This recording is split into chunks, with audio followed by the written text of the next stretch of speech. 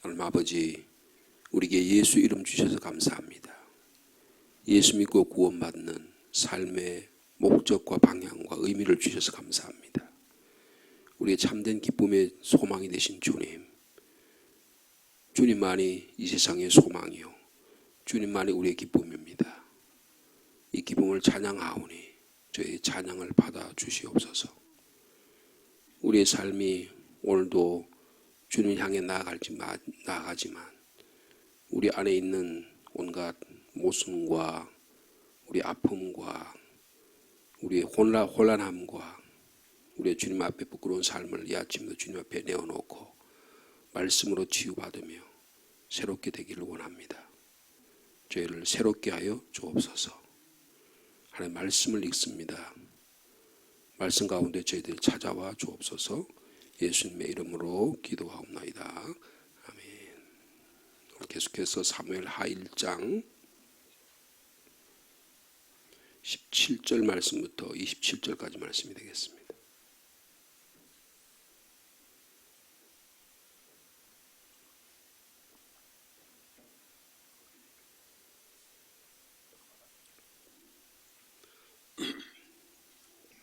사무엘하 1장 17절 말씀부터 27절 한 절씩 교독합니다. 제가 17절 말씀 먼저 읽겠습니다. 다윗이 이 슬픈 노래로 사울과 그의 아들 요나단을 조상하고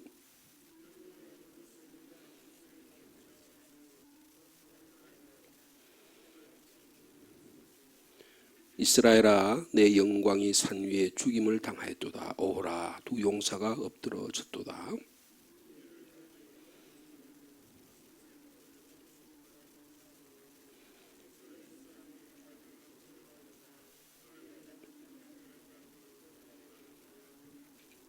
길보아 산들아, 너희 위에 이슬과 비가 내리지 아니하며 재물 낼 밭도 없을지어다.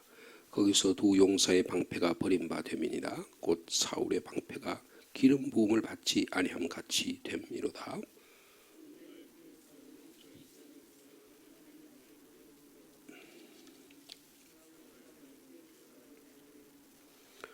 사울과 요나단이 생전에 사랑스럽고 아름다운 자이러니 죽을 때에도 서로 떠나지 아니하였도다. 그들은 독수리보다 빠르고 사자보다 강하였도다.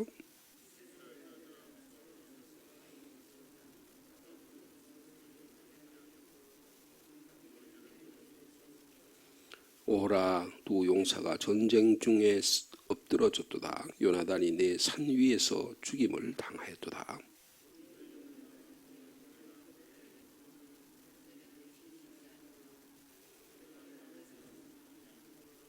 가 엎드러졌으며 27절 말씀 같이 읽겠습니다.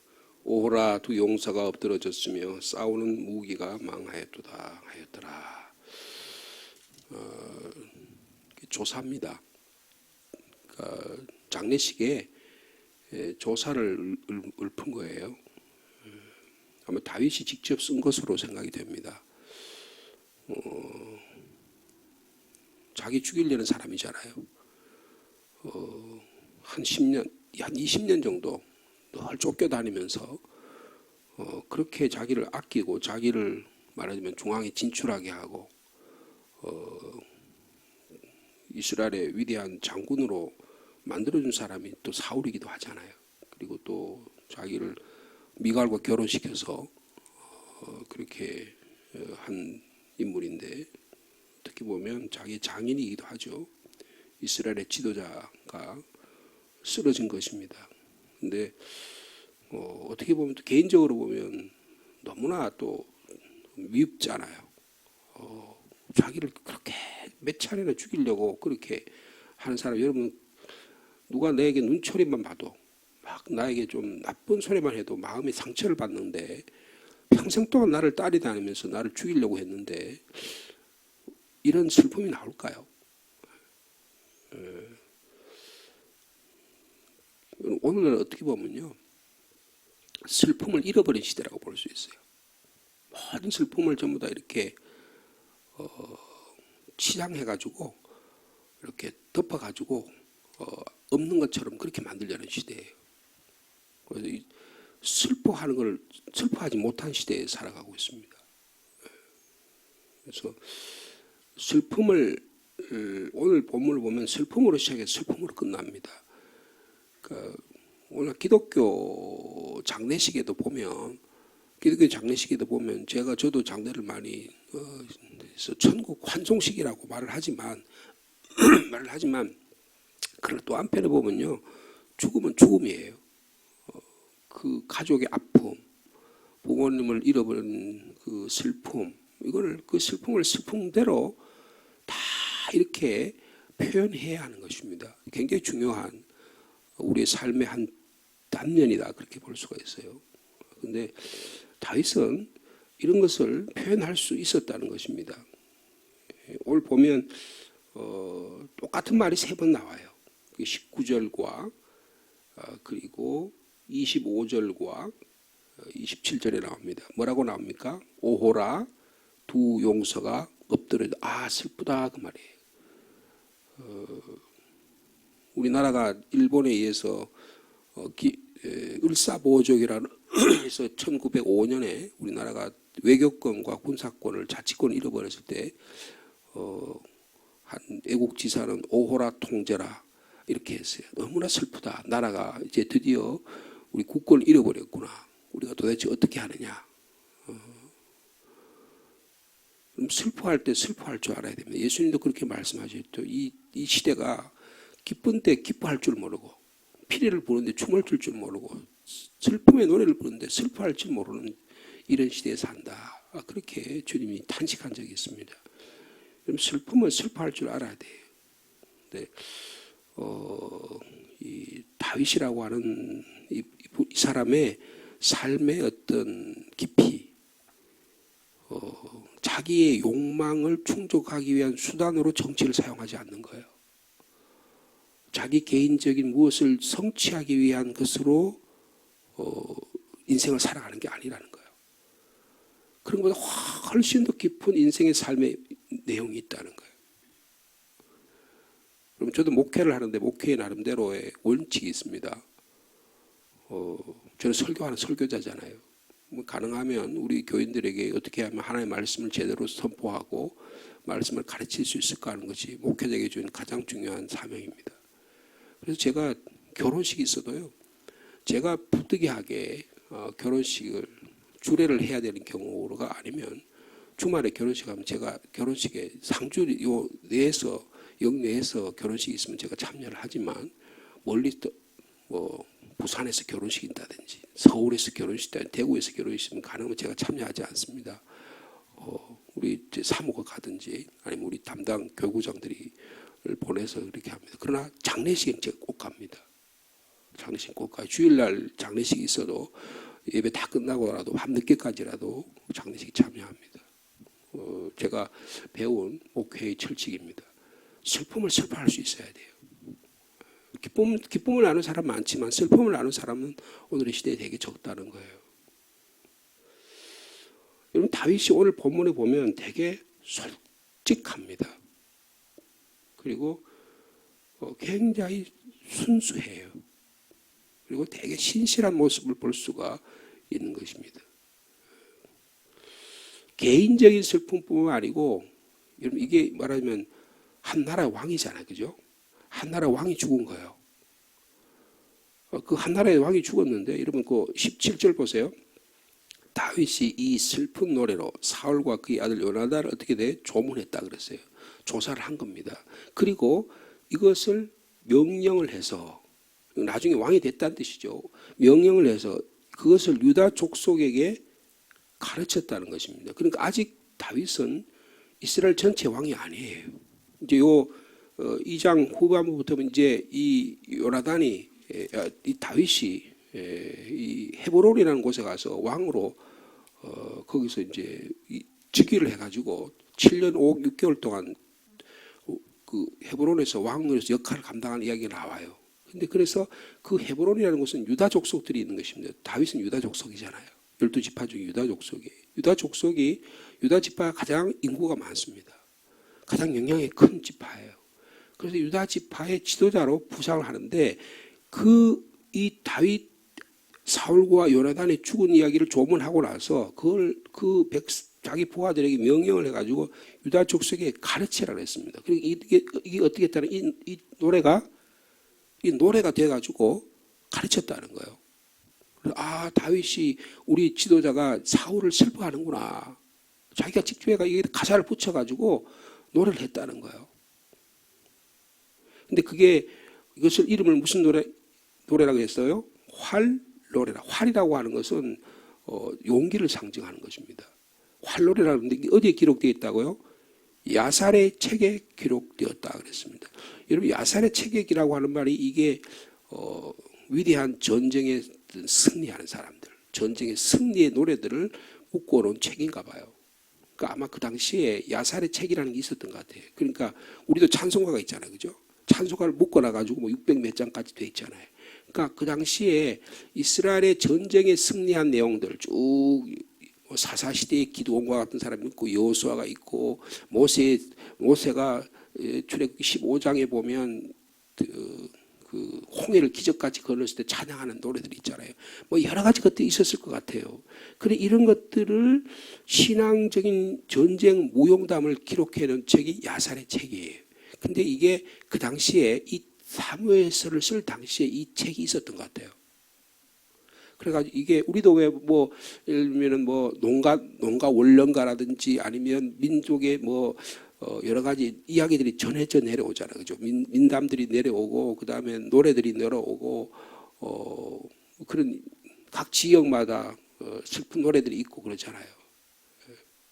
아리랑만 해도 뭐 우리 상주의 아리랑이 뭐 진짜 아리랑이다 그러고 어디 진도 아리랑이 어디 아리랑이 서로 막 그렇게 아리랑 이야기 하잖아요, 그죠? 그런 것처럼 이 야살의 책이라는 곳에서 이것이 기록되었다는 거예요. 왕 사울과 왕 세자 요나단이 나라를 지키기 위해서 용감히 싸우다가 이렇게 했다, 이런 내용들이 여기 기록되어 있다는 거예요. 여러분, 슬픔을 슬픔으로 표현할 수 있는 저희들의 삶이 되어야 합니다. 여러분, 우리나라의 가장 큰 최근의 역사에서 가장 슬픈 사건이 뭐예요? 6.25입니다. 6.25는 한국 간에 전쟁이 나가서 수 없는 사람이 많은 사람이 죽은 거예요. 그 6.25 그리고 여러 가지 5.18 사건, 그 다음에 4.3 사건, 여러 가지 그때마다 일들이 참 많잖아요. 최근에는 아주 예를 들어서 어디 저기 용산구 무슨 동에 그 젊은이들이 예? 이태원 가가지고 우리 젊은 자녀들이 많은 희생을 당했잖아요. 근데 그 문제가 잘 해결되지 않고, 그리고 우리 교회에서도 했지만 세월호, 그죠? 우리 안산에 있는 단원고 아이들이 그냥 그 배 해가지고 얼마나 많은 자녀들이 이런 슬픔들이 있잖아요. 여러분, 슬픔을 슬픔으로 이거를 슬퍼할 줄 알아야 돼. 이걸 슬픔을 자꾸 슬퍼하지 못하게 만든다든지 막게 한다든지, 그럼 여러분 그게 질병이 되는 겁니다. 질병이 되는 거예요. 자, 한번 보십시다. 19절 말씀을 같이 읽어볼게요. 시작. 이스라엘아, 내 영광이 산 위에 죽임을 당하였도다. 오호라, 두 용사가 엎드러졌도다. 정말 그 두 용사, 정말 이스라엘의 영광 지도자가 쓰러졌다. 이 얼마나 슬픈 일이냐, 그렇게 이야기하는 거예요. 그 다음에 20절 말씀 보면 이 일을 가드라는 게 어디예요? 적진입니다, 그죠? 적진의 가장 블레셋의 가장 대표적인 도시가 가드예요. 가드에 알리지 말아라. 그러면 적에게 이 일을 알리면 된다는 거, 안 된다는 거예요? 알려서는 안 된다는 거예요. 이 슬픔을 적들이 즐거워하는 대상으로 삼아서는 안 된다, 그 이야기를 하는 거예요. 블레셋 적진에게 알리지 말라. 아스클론의 거리에 전파하지 말라. 블레셋 사람들이 그걸 보고 이야, 우리가 승리했구나, 그런 소리 우리가 들어서 되겠냐? 저 할례받지 못한 자들의 딸들이 그래가지고 사울이 죽었다 그러더라, 요나단이 용감한 요나단이 죽었다 그러더라, 그 소리를 막 불러다니면서 그 소리가 우리에게 들리지 말게 해라.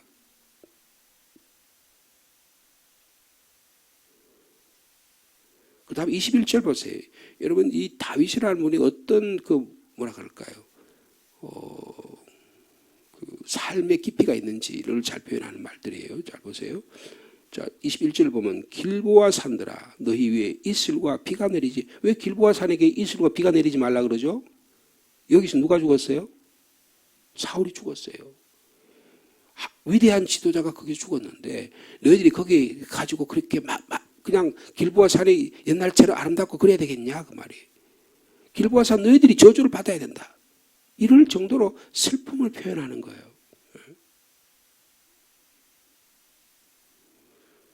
그 다음에 그 22절과 23절에 22절 말씀을 보면 죽은 자의 피에서 용사의 기름에서 요나단의 활이 뒤로 물러가지 아니하였으며 사울의 칼이 헛되이 돌아오지 아니하였다. 무슨 말이에요? 죽었지만 그 용맹과 용기는 결코 식어지지 않는다. 그걸 찬양하는 거예요.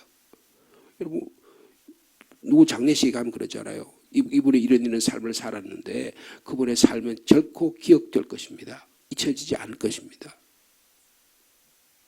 저도 늘 장례식에 가서 장례의 말씀을 드릴 때 되면 그분의 짧은 몇 마디지만 그분의 삶 속에서 자녀들에게 그분의 삶에서 가져온 그분이 남겨놓은 유산이 우리의 삶에 자녀들에게 어떤 영향을 끼치냐 하는 것을 우리가 바라봐야 되는 거죠. 이것을 지금 다윗이 온 이스라엘 백성 앞에 이 이야기를 하고 있다는 거예요. 하고 있다는 거예요. 그 다음 23절입니다. 사울과 요나단이 생전에 사랑스럽고 아름다운 이렇게 표현할 수 있을까요? 자기가 20년 동안 쫓김을 당했는데 사울을 향해서 아름답고 사랑스러운 자였다. 아름답고 사랑스러운 자. 여러분 사람을 평가할 때요 부정적인 것만 보시면 안 돼요. 여러분 상대방에 반드시 좋은 점이 있습니다. 그 좋은 점을 좋은 점으로 볼 줄 아는 능력을 가져야 돼요. 근데 우리 대부분 어떻게 부정적인 거 자꾸 보려고 그래요. 나쁜 것만 자꾸 보여요. 여러분 그것은 마귀 사탄의 장난입니다. 여러분 상대방의 내가 저 사람을 좋아하냐 좋아하지 않냐 관계없이 상대방이 갖고 있는 하나님이 주신 품성이 있고 하나님이 사용하기를 원하고 이 땅에서 살아갈 수 있는 그런 일이 반드시 있어요. 그 점을 바라볼 수 있어야 돼요. 여러분 그런 자가 지도자가 돼야 되는 겁니다. 날마다 남의 뒷조선하고 날마다 남의 약점만 캐고 날마다 남의 공격하는 사람이 있어요. 여러분 그런 사람이 지도자가 되면 큰일 납니다. 공동체도 마찬가지예요. 가족도 마찬가지예요. 날마다 그냥 아내가 말이 남편 욕이나 하고 날마다 집에 들어오면 남편이 아내 그냥 부족하고 집에 있는 거 뭐 지저분한 거 이런 거 맨날만 질타한다면 어떻게 되겠어요? 어떻게 살아가겠냐고요. 부모가 집에 들어와가지고 공부 안 한다고 날마다 애들은 막 들쑤시면 애들이 제대로 집에 붙어 있겠냐고요. 근데 오늘 보십시오. 사울과 요나단이 생전에 살아있을 동안에 사랑스럽고 아름다워져야 돼. 근데 죽을 때도 뭐라 그래요? 죽을 때도 서로 떠나지 아니해야 된다. 이 부자 간의 관계. 여러분 요나단과 아버지 사울과의 관계는 생명적 관계잖아요. 요나단이 죽은 거하고 사울이 죽은 거는 거의 동시적으로 사울이 죽었다. 그럼 요나단이 죽는 거예요. 요나단이 죽었다. 사울이 죽는 거예요. 위대한 이스라엘의 용사가 쓰러진 거예요. 근데 그거를 누가 알아봐줘요? 다윗이 알아봐 준다는 거예요. 알아봐 준다는 거예요. 여러분 사람의 인생은요 누군가 알아봐줘야 돼요. 누군가 알아봐줘야 그 삶의 맛이 있고 그래 살아갈 의미가 있는 거예요. 근데 그냥 전부 다 아무도 몰라봐주고 아무도 무관심하다 그러면 어떻게 되겠어요? 여러분 인생이 너무너무 고달프고 너무 힘든 것입니다. 근데 알아봐준 사람이 있었다는 거예요. 알아봐준 사람이 있었다는 거예요. 사울과 요나단의 생전에 사랑스럽고 아름다운 죽을 때도 서로 떠나지 아니하였도다. 뭐라고 칭송합니까? 사울과 요나단은 그들은 독수리보다 빠르고 사자보다 강하였도다. 그 전쟁에 승리했던 아말렉 족속을 쳐부쉈던 일들, 그 아람과의 전쟁에서 그리고 블레셋 족속의 전쟁에서 요나단이 자기 부하만 둘이만 데리고 가서 적지를 적으셔가지고 적의 간담을 서늘하게 했던 그런 일들을 하나 다 떠올리는 거예요. 여러분 우리가 장례식에 가면 고인들에 대한 이야기를 하잖아요. 고인이 살았을 때 뭐 이런 일인데 그분이 참 아름다운 그런 삶을 살았다든지 이렇게 우리가 미담을 이야기하잖아요. 그죠?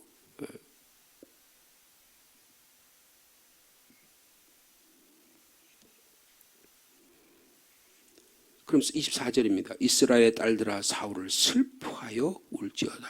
이게 다윗이 이야기하려는 핵심이에요. 슬픈 장소에는 슬퍼할 수 있어야 된다.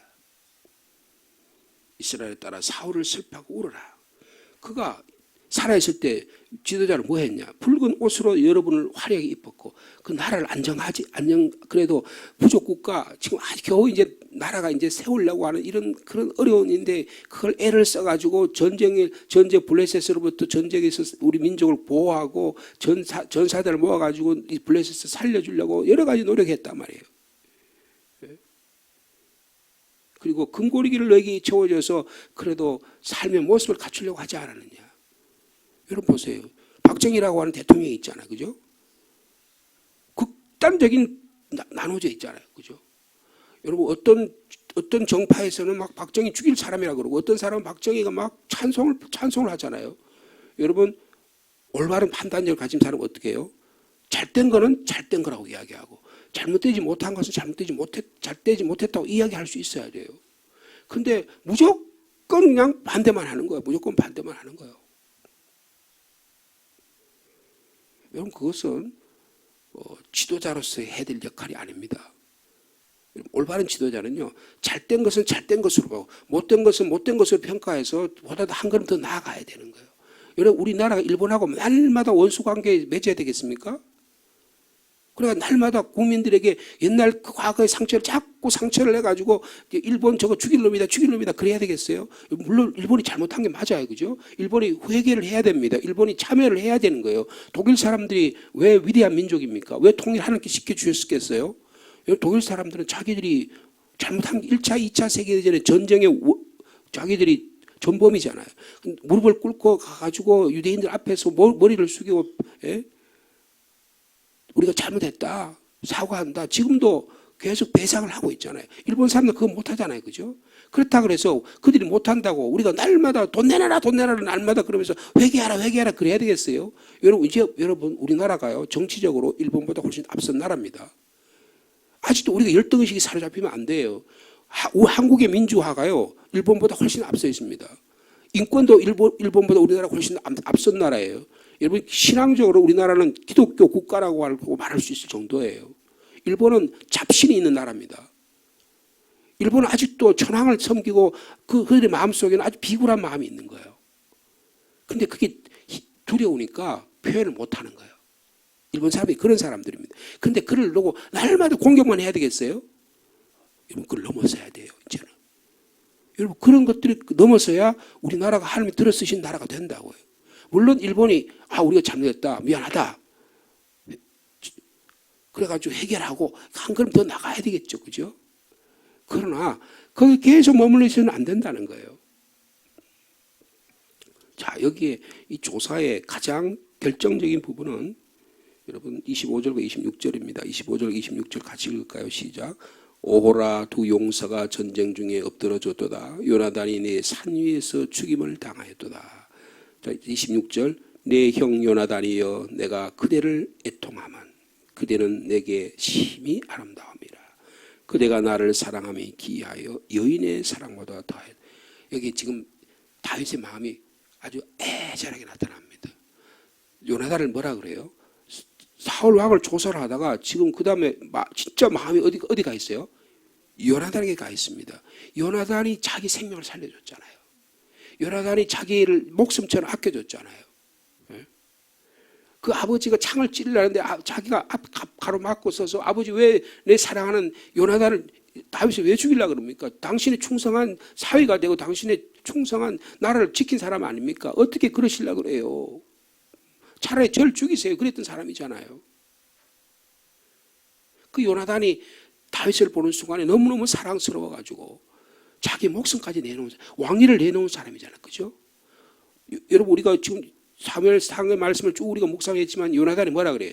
왕위는 하나님께서 너에게 준 거다. 나는 포기할란다. 다만 내가 죽고 나면 내 후손들 네가 좀 도와주라. 여러분 어떻게 이런 말을 할 수 있죠? 여러분 그렇게 할 수 있겠어요? 어떻게 하든 권력을 취해가지고 어떻게 하면 이다 수단과 방법을 가져 내 자리를 차지하려는 것이 오늘의 시대의 사람들의 모습인데 정치인들이 맨날 하는 짓이 그거잖아요. 위대한 지도자를 볼 수가 없잖아요. 오늘날의 한국 사회에서요. 통 커가지고 그것을 양보하고 할 그런 지도자가 한 명도 없잖아요. 여러분 이거 슬픈 현실입니다. 그런데 여러분 다윗을 보세요. 요나단을 찬양하잖아요. 내가 그대를 정말 슬퍼한다. 그대가 내게 너무 아름답기 때문이다. 여러분, 아름다움이라는 말을 써요. 무슨 말입니까? 요나단의 용모가 아름다웠다는 뜻도 돼요. 여러분, 요나단의 용기가 참 아름답다는 것입니다. 요나단의 행동이, 과감한 행동이, 결단력이 그의 삶 속에, 다윗의 삶 속에 엄청난 영향력을 끼쳤다는 거예요. 근데 그게 이 사랑하는 게 여자가, 여인이, 미갈이 자기를 사랑하면 훨씬 더 사랑하는 마음으로 했다는 거예요. 친구를 위해 목숨을 내버리면 이보다 큰 사랑이 없다고 말씀하셨잖아요, 주님께서요. 여러분, 요나단의 사랑을 말하는 겁니다.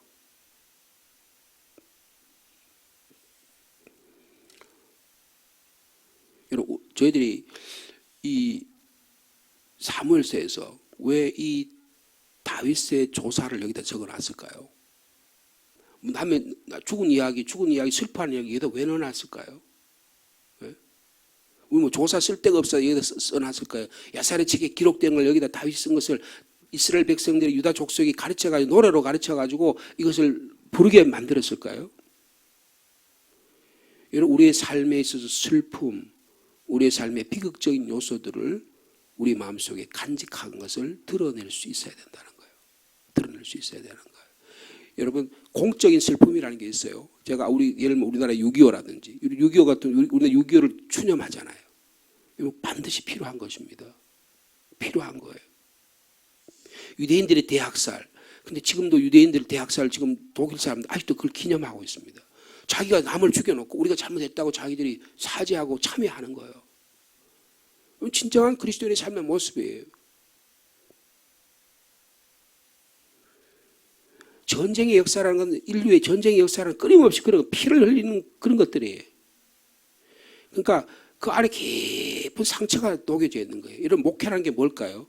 교인들의 아픔을 느낄 수 있어야 목회가 되는 거예요. 구역장의 역할이 뭡니까? 구역 식구들의 아픔과 삶의 모습들을 다 같이 공감하는 거예요. 무엇이 우리 주변에서 아픔을 만들려고 손실을 만들어내는가를 바라볼 수 있는 영적 안목이 있었다는 거예요. 이 다윗이라는 분은. 근데 그걸 그냥 침묵 속에 가만 묻어버린 게 아니고 그것을 드러내서 함께 슬퍼할 수 있는 능력을 가진다는 거예요. 인간에게는 그런 아픔과 슬픔과 고뇌가 있습니다. 여러분, 이 아픔과 슬픔을 노래로 만들어내고 승화시킬 때 비로소 인간은 아름다운 삶을 살아갈 수가 있어요. 여러분, 장례식도, 우리 기독교 장례식은 아픔으로 나는 게 아니라 거기서 예수 그리스도의 부활을 통해서 우리가 다시 소망으로 한다고 하는 것을 승화시켜서 이야기하지 않습니까? 여러분, 이런 것을 노래로 부를 때 우리 안에 있는 상처, 우리 안에 있는 고통, 우리 안에 있는 슬픔이 치유되는 역사가 일어나게 된다는 것입니다. 여러분, 슬픔 속에서 슬픔을 표현하는 이 다윗이야말로 인생의 깊이 있는 모습을 우리에게 보여주고 있는 것입니다. 여러분, 우리의 손실이, 이것을 위해서 슬퍼하는 주님이 계십니다. 우리가 타막 기도할 수 없을 때조차도 성령께서 말할 수 없는 탄식으로 우리의 친히 간구하신다고 그러셨어요. 여러분, 주변의 삶을 살펴보고 우리 자신을 살펴보면서 우리 안에 손실, 슬픔, 아픔을 주님이 동참하는, 주님께서 우리에게 함께 하셨던 모습으로 우리의 이웃을 향해서 함께 할 수 있는 오늘 하루의 삶이 되기를 축복합니다. 걸어가신 주님, 우리가 너무너무 이기적으로 살아갑니다. 철저하게 자기중심적으로 살아갑니다. 남의 슬픔을 슬픔으로 느낄 줄 모르고 남의 아픔을 아픔으로 느낄 줄 모르는, 피리를 불어도 춤을 출 줄 모르고 슬퍼해도 슬퍼할 줄 모르는 그런 시대에 저희들이 살아갑니다. 그러나 오늘 다윗이라고 하는 사람은 자기의 적, 자기를 평생 따라다니면서 고통 줬던 사울과 요나단을 향하여 오라, 용사가 쓰러졌구나. 오라, 이스라엘에 따라 슬퍼하라. 전쟁 중에 쓰러졌구나. 요나단이 그대를 슬퍼하면 내가 너무너무 그대가 나를 사랑했기 때문이라고 그렇게 말하고 있습니다. 우리의 삶 속에 아픔, 슬픔, 우리 가정의 슬픔, 아픔, 우리 교인들의 아픔, 슬픔을 주님이 십자가를 지시고 우리의 친히 감당하신 것처럼 우리도 우리의 슬픔, 아픔을 우리 앞에 주님 앞에 내어놓을 수 있는 저희들이 되게 하여 주옵소서. 우리 교인들 가운데 연약한 자가 많고 슬픔을 당한 자가 많고 이 아픔 때문에 고통스러운 자 많습니다. 주님 이 시간도 찾아가셔서 한 사람 한 사람 어루만져 주시고 치료의 손길을 허락하여 주시옵소서. 내 아픔에 내 자신의 아픔에만 거기에 전전긍긍하지 않게 하시고 다른 사람의 아픔을 바라볼 수 있는 영적 안목을 주시기를 원합니다. 그럴 때 하나님 우리를 치유해 주십니다. 내 아픔을 이제 하나님이 나와 함께 하심으로 치유해 주신 것처럼 저분에게도 하나님께서 함께 하셔서 치유해 주신다는 믿음을 가지고 서로 공감하며 서로 함께 아파하며 함께 슬퍼하는 우리 교회 되게 하여 주시옵소서. 좋은 일이 있을 때는 누구나 즐거워할 수 있지만 슬픈 일이 있을 때 함께 아파하는 일을 참으로 쉽지 않습니다. 이런 시대에 다윗과 같은 이런 지도자를 통해서 참으로 이런 지도자를 가진 민족은 행복한 민족입니다. 주님 저희에게도 그런 지도자를 허락하여 주시옵소서. 이 이기적인 철작인 자기중심적인 세상에 살아가지만 그러나 하나님의 교회만은 아파하고 연약한 자를 동행하고 가난하고 고통당하고 소외된 자들에게 찾아갈 수 있는 믿음의 공동체 되기를 원합니다. 주님 인생의 가장 슬픈 일은 하나님을 알지 못하는 것입니다. 주님을 알지 못하는 인생입니다. 그들에게 복음을 전하는 일이야말로 가장 그들의 슬픔을 기쁨으로 바꾸는 힘의 원천인 줄 믿습니다. 저에게 전도의 영을 허락해 주시고 선교의 영을 허락해 주셔서 이 하나님의 우리를 사랑하신 그 사랑을 표현할 수 있는 우리의 삶이 되게 하여 주옵소서. 오늘 수요 기도회로 모입니다. 수요 기도회 가운데 찬양과 말씀과 기도 가운데 함께 인도하여 주시옵소서. 매주 수요일마다 우리 전도팀이 모여서 복음의 말씀을 이 상주 땅에 전하려고 합니다. 주님 그들의 발걸음을 기쁘게 하시고 복되게 하시고 그들의 입술을 통해서 전파되는 하나님의 말씀이 예수의 생명이 이 땅에 증거되게 하여 주옵소서. 주님 감사합니다. 지난 주간에도 두 분의 이 교회 전도를 해서 우리 교회에 등록을 했습니다. 참으로 귀한 일입니다. 그분들을 따뜻하게 맡게 하여 주시고 하나님 그들의 가정을 복을 주시고 한 생명이 교회 안에 들어온 일이 이거보다 더 귀한 일이 없는데 아버지 그 귀한 사역에 잘 감당할 수 있도록 주께서 축복하여 주시옵소서. 가정의 달입니다. 우리 성도들의 가정을 주님이 찾아가시고 기쁜 일은 기뻐하고 슬픈 일은 슬퍼하며 구역마다 하나님 지역마다 하나님께서 붙잡아 주시고 인도하여 주옵소서. 우리가 영적 관심을 가지고 그분들의 삶을 돌볼 때 하나님께서 역사해 주셔서 하나님의 사랑으로 그들을 치유해 주시고 그들이 일어나게 하시고 그들을 새롭게 해 주실 줄로 믿습니다. 기도의 제목을 가지고 주님께 고개 숙였습니다. 주님이 아시지요. 연약한 자를 치료해 주시고 우리 자녀를 회복시켜 주시고 무엇보다도 하나님의 교회가 성령의 역사가 일어나는 교회, 성령의 임재와 성령의 충만이 일어나는 교회가 될 수 있도록 주께서 역사하여 주시옵소서. 하나님의 공동체를 파괴하려고 하는 잘못된 생각들, 잘못된 말들 이런 일은 다 막아주시고 주님 하나님의 생명의 역사가 일어나는 공동체가 될 수 있도록 성령께서 역사하여 주시옵소서. 예수님의 이름으로 기도하옵나이다.